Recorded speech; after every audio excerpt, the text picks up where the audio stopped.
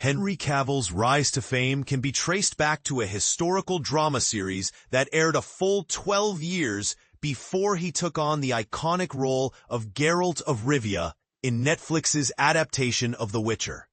While many fans recognize him as Superman from Zack Snyder's DC films, or even recall his memorable appearance as a mustachioed antagonist in Mission Impossible Fallout, there's a significant chapter in his career that often goes unnoticed. This chapter is his portrayal of Charles Brandon, the first Duke of Suffolk, in the Showtime series The Tudors, which ran from 2007 to 2010.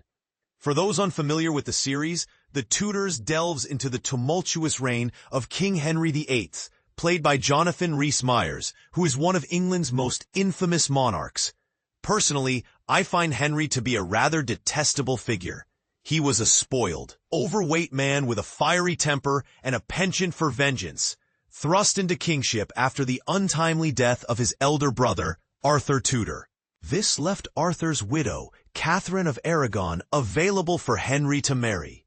Despite my disdain for Henry, I have a certain admiration for his 6 wives, each of whom met a tragic fate that is often summarized in a catchy rhyme: divorced, beheaded, died, divorced, beheaded, survived.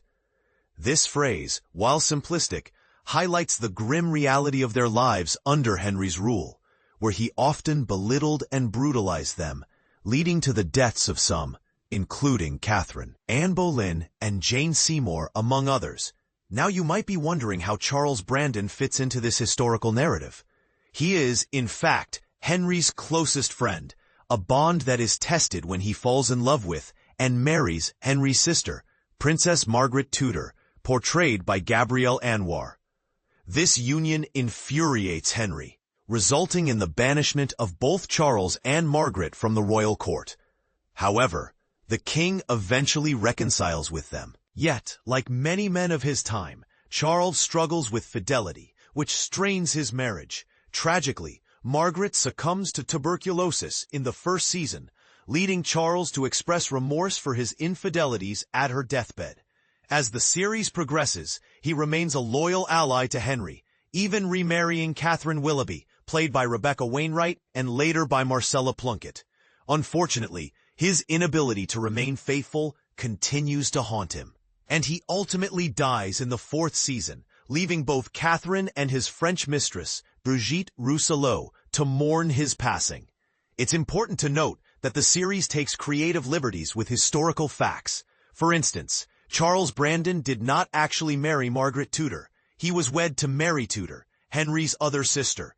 This blending of characters is just one of many historical inaccuracies present in The Tudors, but it does not detract from Cavill's compelling performance. After The Tudors wrapped up in 2010, Henry Cavill's career took off, primarily in film rather than television, as he didn't return to the small screen for nearly a decade.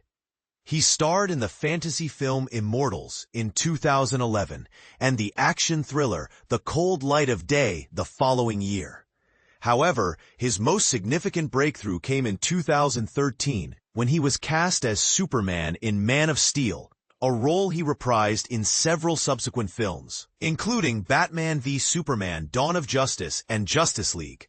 Although he was later replaced by David Corenswet in the upcoming reboot of Superman, Cavill graciously offered advice to the new actor. In addition to his superhero exploits, Cavill has appeared in various films, including Mission Impossible Fallout, The Man from U.N.C.L.E., and the Netflix franchise Enola Holmes, where he portrays the legendary detective Sherlock Holmes, albeit in a supporting role to the titular character played by Millie Bobby Brown. He has reprised this role in the sequel, Enola Holmes 2, indicating that his journey with this iconic character is far from over.